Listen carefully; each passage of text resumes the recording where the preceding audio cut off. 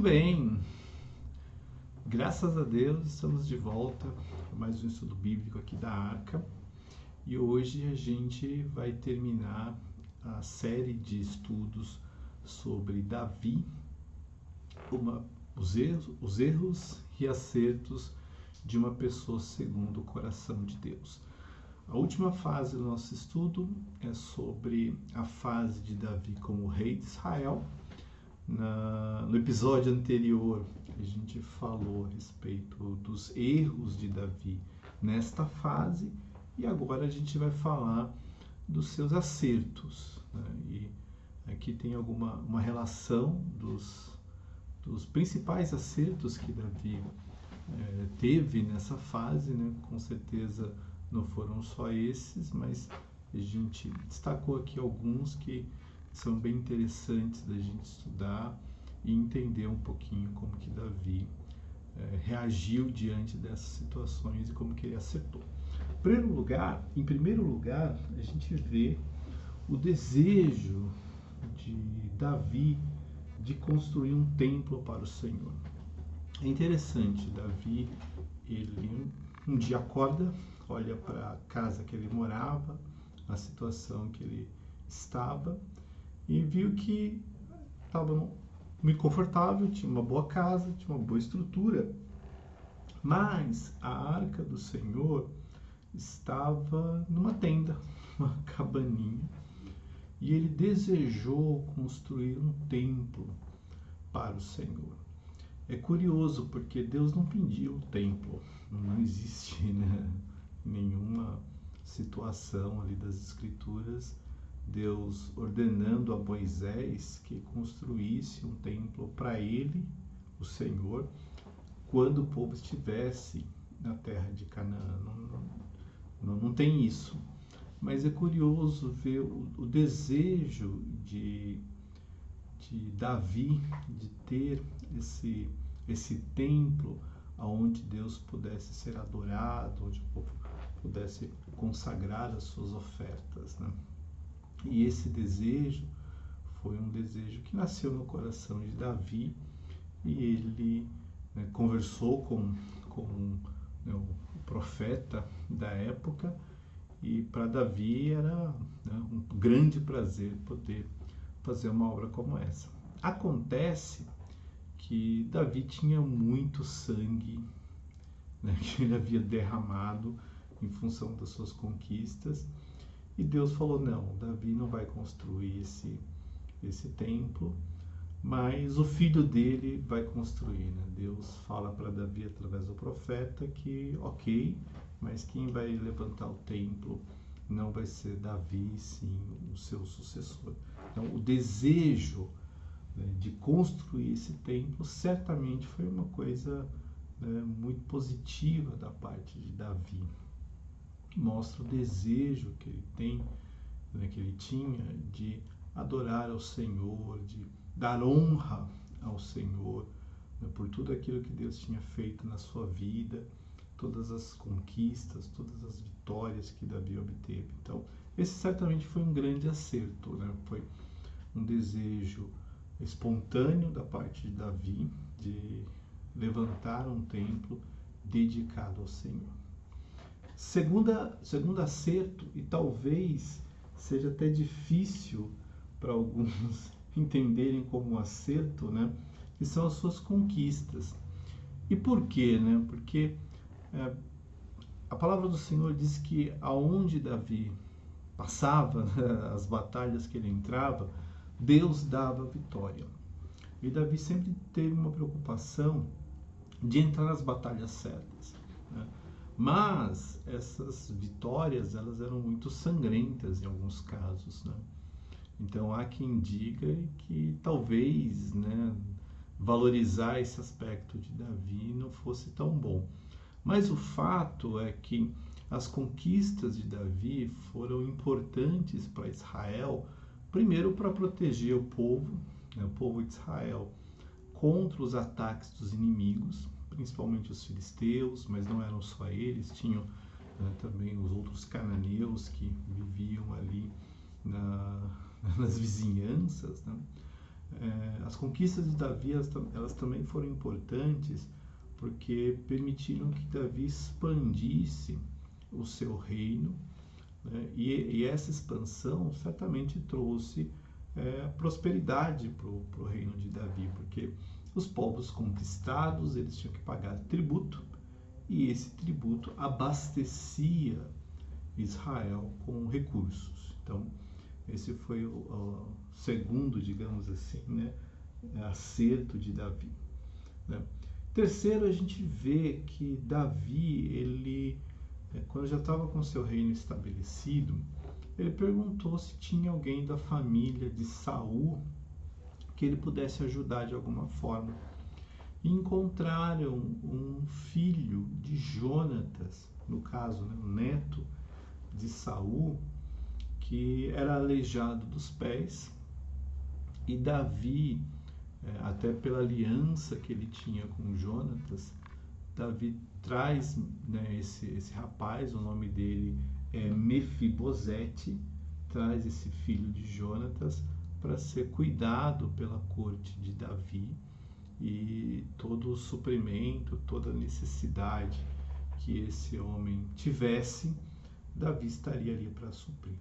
Foi uma atitude muito nobre de Davi, né? Não só por causa da aliança que ele tinha com Jonatas, né, seu amigo dos tempos em que Davi, né, fugia de Saul, mas a nobreza de Davi de estender a mão sem olhar para Mefibosete como um possível adversário, como alguém que pudesse lá na frente fazer algum tipo de resistência ao reinado de Davi, né? Davi mostrou muita bondade em estender a sua mão e ajudar Mefibosete, porque realmente, se não fosse a ajuda de Davi, esse homem teria muita dificuldade, e bem ou mal ele era filho do seu grande amigo. Então é um gesto muito bonito, Davi estendendo a mão para alguém que talvez, né, outros pudessem dizer, não, esse cara aqui é perigoso, pode ser um adversário no futuro, mas enfim, Davi não olhou para isso, preferiu ajudar, e isso certamente foi um grande acerto de Davi. Amém? Continuando, a gente tem mais acertos de Davi. Então, além desses três que a gente viu, a gente também vê que uma vez que Davi não podia construir o templo, Deus disse para Davi, não, você não vai construir.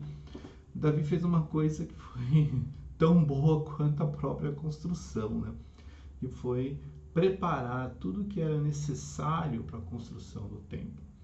Todos os materiais, pedra, madeira, os metais que seriam usados, né? O ouro, o prato, o bronze, ferro. Então, tudo isso, né? Os trabalhadores que estariam disponíveis para construir o templo. Então, todos esses preparativos, Davi fez questão de estar pessoalmente envolvido para que o templo pudesse ser levantado, edificado, sem nenhum tipo de imprevisto, sem correr risco de atrasar nada, mas que a obra tivesse todo o suprimento, tudo que fosse necessário para que o templo fosse edificado ao Senhor. Isso foi um grande acerto, né? De repente, ao ouvir a profecia, o profeta dizendo, não, quem vai fazer é o seu filho, fosse mais fácil para Davi dizer, tá bom, então quando meu filho estiver no trono, ele que construa. Mas o coração de Davi era tão diferenciado que ele, já que ele não podia levantar o templo, então preparou todo o material necessário para ele. Então, certamente isso foi um grande acerto. Mostra um coração de Davi que quer agradar a Deus, mesmo quando, né, tinha outro na fila, né, seria o seu próprio filho. Davi buscou uma forma de se envolver com aquele templo, mesmo sabendo que ele não poderia levantá-lo, mas a contribuição, a ajuda de Davi foi fundamental para que o templo pudesse ser edificado. porque aí, né, com todos os materiais, a mão de obra, tudo pronto, fazer fica muito mais fácil. Então, esse foi de verdade um grande acerto de Davi. Outro acerto é que Davi, ele organizou os levitas. Já que ia ter um templo, os levitas precisavam estar organizados de uma forma que pudesse dar toda a assistência, né, no trabalho na casa do Senhor. Então ele pegou todos os levitas que já eram dedicados ao serviço da obra do Senhor, dividiu esses levitas em grupos, foram 24 grupos.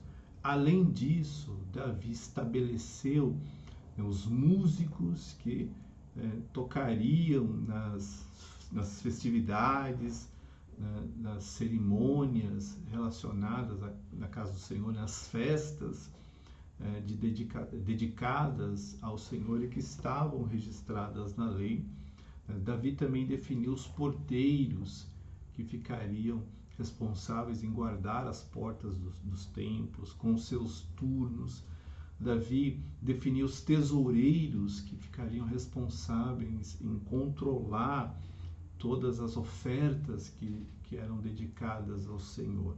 Porque o povo levava a sua oferta e a oferta tinha que ficar guardada, porque dentro de tudo aquilo que o povo dava, uma parte das ofertas era para ajudar no sustento dos levitas. Então tinha que ter gente séria, idônea, responsável para cuidar disso. Então toda a organização dos levitas, toda a preocupação de definir quem eram os líderes, as responsabilidades, né, os turnos que cada grupo deveria ter para que todos pudessem trabalhar, não ficasse sobrecarregado para ninguém, e como levitas eles tivessem, né, a chance de exercer o ministério pelo qual eles foram dedicados. Está aí uma coisa que Davi fez questão de colocar a mão, e isso realmente foi um grande acerto, né? Tanto é que lá na frente, quando o pai de João Batista estava queimando incenso, segundo turno dele, é algo que ele estava ali exercendo o ministério, que foi implementado nesta época de Davi. Então você vê como que essa organização ela atravessou os séculos e chegou até, né, a época lá do pai de João Batista, Zacarias, nos tempos de Jesus. Então realmente foi um grande acerto deixar o ministério dos levitas, o ministério levítico, organizado para que a obra não tivesse nenhum tipo de desfalque, todos pudessem exercer seu ministério sem problema, sem sobrecarga, sem falha nessas escalas. Então esse certamente também foi um grande acerto de Davi, né? Mas além de organizar os levitas, Davi também organizou os líderes civis, né? Porque de certa forma o reino não era pequeno e Davi não conseguia estar em todos os lugares, então precisava que tivesse pessoas entre as outras tribos organizando a vida civil de Israel, né, para que as leis pudessem ser seguidas, os impostos e as ofertas devidamente coletadas, para que existisse, né, um certo rigor, uma certa ordem dentro de Israel. Então Davi definiu também dentre as tribos quem seriam esses líderes. Amém? Continuando, a gente vê também que mais um outro grande acerto de Davi foi dar para Salomão as instruções que Salomão precisava seguir para que o reino dele fosse bem sucedido. Davi tinha bastante experiência como rei, né? Afinal de contas, nessa ocasião ele já estava aí com cerca de 40 anos reinando sobre Israel, sabia muito bem o que agradava a Deus, o que agradava o povo, o que funcionava, o que não funcionava, e ele então dá uma série de instruções para que Salomão, ao assentar no trono, pudesse continuar o reinado agradando a Deus e fazendo todo o bem-estar necessário que o povo precisava. Então, encontrar esse equilíbrio entre agradar a Deus acima de tudo, mas também olhar para as necessidades do povo, defendê-los, suprir as necessidades que o povo tinha, era algo que Davi tinha bastante experiência e podia orientar Salomão nesse sentido. Então, Salomão, ao assentar o trono de Davi, estava razoavelmente bem preparado para isso, porque Davi não foi negligente. Davi explicou a responsabilidade, o cuidado, falou da importância de edificar o templo, falou da importância de andar nos caminhos do Senhor. Então, podemos dizer que Salomão foi bem instruído nesse sentido. Amém? Continuando, a gente vê também as ofertas de Davi. Davi entregou muitas ofertas ao Senhor. Davi tinha um coração liberal diante de Deus. Ele não era mesquinho. Davi não olhava a sua riqueza e falava, isso aqui é só para mim, eu não vou dividir com ninguém. Não, quando tinha relação com as coisas do Senhor, Davi dava suas ofertas, né? Tanto que as coisas que ele preparou para o templo, tinha coisas que ele tirou do seu próprio tesouro pessoal para dedicar isso ao Senhor. Então, um coração liberal para a obra do Senhor, certamente também foi um grande acerto de Davi. Amém? E para terminar, a gente pode dizer que a vida espiritual de Davi foi um grande acerto, né? Tirando aquela fase em que ele teve o problema lá com Batseba, a morte de Urias, mas é interessante observar a vida de Davi nesse aspecto espiritual, porque Davi sabia dos seus erros, ele tinha muita consciência disso, e quando ele era confrontado com os seus erros, quando ele olhava para a situação e via que tinha errado, ele se arrependia, buscava o perdão do Senhor. Tinha um caminho de arrependimento para Davi. E essa certamente é uma das grandes qualidades que Davi tem. Ele não era perfeito e ele tinha bastante consciência a respeito disso, dá para perceber, principalmente nos seus salmos, mas quando estava errado, tinha arrependimento genuíno. Não era remorso, era arrependimento genuíno no coração de Davi. E com isso ele buscava o perdão do Senhor, se arrependia verdadeiramente dos seus erros e clamava para que Deus tivesse misericórdia, compaixão da vida dele. E isso é uma qualidade que todos nós precisamos colocar em prática, né? Ao pedir perdão, a gente precisa pedir perdão arrependido. Tá aí uma coisa que às vezes a gente não pensa, né? Às vezes a gente pede perdão para Deus, de repente, não nos castigar pelo pecado que a gente cometeu. Ai, Senhor, me perdoa. Porque se Deus não perdoar, vai que tudo começa a dar errado na minha vida. Mas o que a gente aprende com Davi, na verdade, é que o perdão ele deve ser precedido do nosso arrependimento. Senão ele fica só com um pedido, né, de desculpa para que não tenha nenhuma consequência ruim, quando na verdade o nosso coração precisa produzir o fruto de arrependimento. Porque perdoar, Deus quer perdoar. E Ele é maravilhoso e compassivo para isso. Mas quando a gente vê Davi, a gente vê que em Davi tinha arrependimento. Não era só um pedido de desculpas, mas era um desejo de alguma forma de reparar, de corrigir aquele mal que havia sido praticado.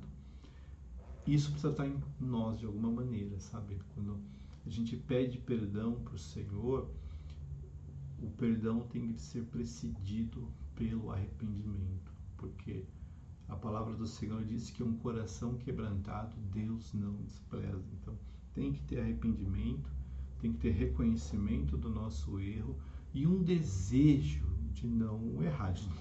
porque aí senão, né, fica complicado. Mas além da questão do arrependimento, a gente vê também muito louvor e muita adoração a Deus. Davi era um adorador. Davi adorava o Senhor, né, por tudo aquilo que Deus tinha feito por ele. Davi conhecia Deus, sabia exatamente o que significava agradar ao Senhor e buscava, né, de todas as formas que ele entendia, buscava louvar e adorar a Deus em espírito e em verdade. E aqui está uma outra grande lição para nós. Precisamos adorar a Deus em espírito e em verdade. Davi fazia isso, mesmo sendo imperfeito. Então não tem problema nenhum nas nossas imperfeições a gente buscar o Senhor adorando, louvando ao nosso Deus em espírito e em verdade. Esse também, certamente, né, um dos maiores acertos que Davi fez, e qualquer um de nós, se fizermos igual, a gente também vai estar acertando bem. Tá aí um grande acerto para a gente jamais abrir mão. Amém? Então, terminamos aqui nossa série sobre Davi. É lindo ver que a gente parece muito com ele, sabe? A gente também tem as nossas guerras, a gente também tem os nossos erros, a gente às vezes acerta, graças a Deus por isso. E assim como Davi, você e eu podemos ser pessoas segundo o coração de Deus. E este último grande acerto de Davi tem que ser o nosso primeiro. Então, se você quer acertar, né, olha para a tua vida espiritual, veja como ela está. Se tem pecado, se arrependa, peça perdão, ame o Senhor, louve, adore em espírito e em verdade, porque aí os acertos, eles acabam sendo mais certos e os erros menos, né, impactantes na nossa vida, menores. Mas precisa começar por aí. Então, que Deus te abençoe. Semana que vem, né, a gente começa uma nova série onde a gente vai falar sobre as 7 igrejas do Apocalipse. Amém? Nós vamos estudar as 7 igrejas do Apocalipse. Vai ser um estudo um pouco mais longo, porque são 7, então vai ter tempo para falar, mas a gente vai passar bastante detalhe a respeito dessas igrejas. Vamos conhecer muito da sua história, naquilo que a gente tem nas escrituras e mesmo em fontes externas. A gente vai entender um pouquinho o contexto espiritual dessas 7 igrejas, o porquê que elas receberam aquela mensagem da parte do Senhor, como que isso aplica na nossa vida hoje. Então, a gente vai ver que tem muita coisa lá que ainda serve totalmente para os nossos dias. Então, vale a pena. Vai ser um estudo bíblico mais raiz, né? Mais assim, focado aí nessas questões das escrituras. A gente também vai usar fontes externas, como eu disse agora há pouco, e eu convido você a estar conosco. Vai ser um estudo um pouco mais longo, não vai ser coisa de um mês e um pouquinho, vai demorar um pouco mais, mas a ideia é que seja o mais detalhado possível, para que você tenha uma ideia bem clara, né, e bem esclarecida, digamos assim, dessas 7 igrejas do Apocalipse. Que Deus te abençoe, que assim como eu, que estou aqui aprendendo, né, que você também aprenda com o Senhor tudo aquilo que Ele deseja te ensinar. Né? É muito bom aprender, eu gosto bastante e fico muito feliz de saber que eu não sei nada, eu estou só nessa jornada, descobrindo e ficando sempre maravilhado com aquilo que o Senhor vem me ensinando, e eu espero que com você também. Então, que Deus te abençoe em nome de Jesus. Uma ótima semana, um ótimo dia para você. Tchau, tchau.